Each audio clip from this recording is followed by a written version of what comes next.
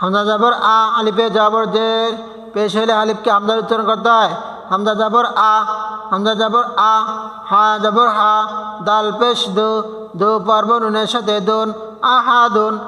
বন্ধুরা, আগের যুগে তো আমরা বলছি দাল দুই পেশ দোন, এখানে দুলুম মূলত হবে নিচেরটা পেশ আর উপরেরটা হচ্ছে নুন সাকিন। নিচেরটা পেশ, উপরেরটা হচ্ছে নুন সাকিন। আমরা ক্লাসের ভিতরে দেখাই দিছি, ভাইঙ্গে তারপরে দেখাই দিচ্ছি, যদি আপনারা শিখতে চান সেখান থেকে শিখতে পারেন।